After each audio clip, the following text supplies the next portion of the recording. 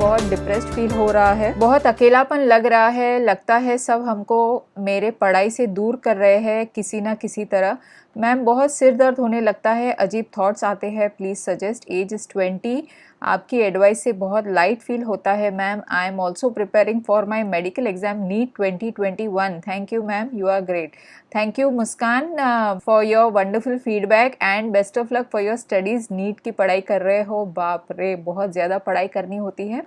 आपने बहुत अच्छा क्वेश्चन पूछा है। बहुत सारे स्टूडेंट्स को ये प्रॉब्लम होता है जब वो घर पर होते हैं और दूसरे सब घर वाले एक साथ रह रहे होते हैं तो बहुत सारा डिस्ट्रैक्शन होता है। कई बार घर में लड़ाई झगड़ा होता है, उसकी वजह से भी डिस्ट्रैक्शन होता है, पढ़ाई में मन नहीं लगता और बार बार लोग टोकते रहते हैं कि क्या कर रही है, ये कर रही है, वो कर रही है, ये कर दे, ये हेल्प कर दे, ऐसा कर दे, वो काम कर दे।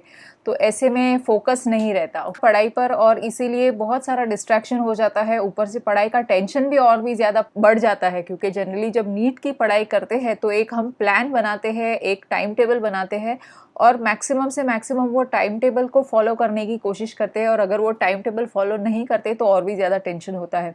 मुस्कान देखिए, ऐसा कोई एक सेट सल्यूशन या ऐसा कोई एक कह सकते हैं रामबाण इलाज तो नहीं है कि जिससे आप पढ़ाई में फोकस रख सकते हो, लेकिन यस मैं आपको मेरे एक्सपीरियंस से ज़रूर बता सकती हूँ।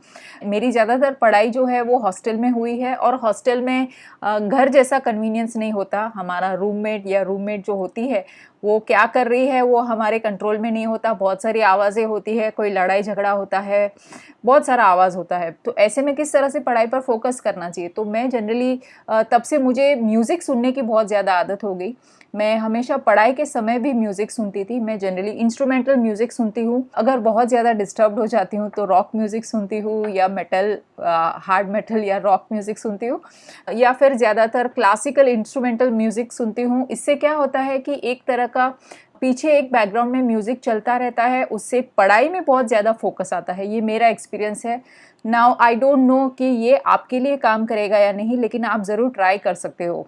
इसके अलावा यू नीड टू, जो भी आपके गोल्स होंगे, जो भी आपका टाइम टेबल होगा, वो मेक श्योर कीजिए कि आप जहाँ पर भी पढ़ाई करते हो वहाँ पे सामने डिस्प्ले किया हुआ होना चाहिए।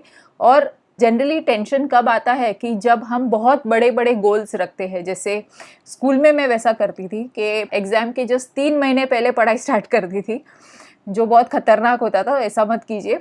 जब भी आप छोटा छोटा गोल्स प्रैक्टिस करते हो कि चलो आज मैं सिर्फ इतना सा ही पढ़ूंगी या सिर्फ इतने ही चैप्टर्स में कंप्लीट करूंगी, तो अगर छोटा सा गोल आप रखते हो और वो अगर आपका कंप्लीट हो जाता है तो आपको एक डोपामिन रश मिलता है, आपको एक रिवॉर्ड जैसा रिवॉर्ड मिलता है, तो आप में डोपामिन रश हो जाता है and you feel more and more motivated.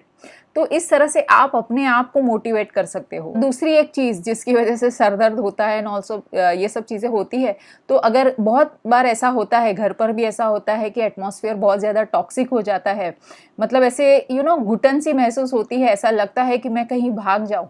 तो ऐसे में भाग तो नहीं जाना चाहिए, लेकिन ऐसे में ये हेल्पफुल है कि आप थोड़ी देर के लिए कहीं और जाकर आए या कहीं टहल के आए।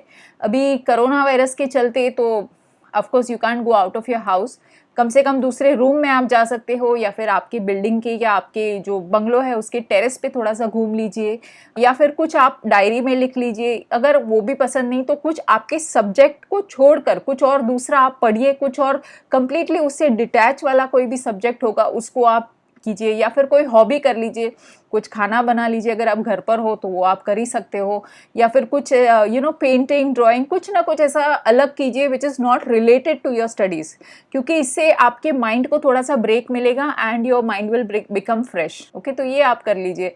अगर कुछ भी नहीं चलता है तो best is take a bath, गर्म पानी से नहा लीजिए। बिलीव मी, ये one of the best solutions है।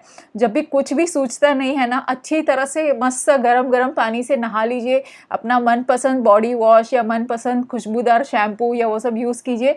That mixture of steam, hot water, relaxation और अच्छी अच्छी खुशबुएं सूंघना, all those things bring keeps you in a very nice zone और बहुत अच्छा और रिफ्रेशिंग लगता है। ओके, तो try all these things. And one very important reason medically speaking for headache, और वो ये है, 2 चीज़ें हैं एक्चुअली। फर्स्ट ऑफ ऑल आपका हाइड्रेशन लेवल चेक कर लीजिए। कई बार पढ़ाई करते हुए स्टूडेंट्स जो है वो अपना पानी का इंटेक बहुत कम रखते हैं, तो प्लीज़ पानी पीते रहिए। एंड सेकेंडली, अगर आपको चश्मा है तो वो आप चेक कर लीजिए, क्योंकि अगर आप कंटिन्यूसली पढ़ाई कर रहे हो और आजकल डिजिटल पढ़ाई बहुत ज़्यादा हो गई है, तो हो सकता है कि आपके चश्मे का नंबर चेंज हो गया हो, इसलिए आपको सर दर्द हो रहा है। ओके, तो I hope I have given you enough tips, so just let me know what you experience and let me know आपने कौन सा टिप यूज़ किया, ओके, पढ़ाई के लिए।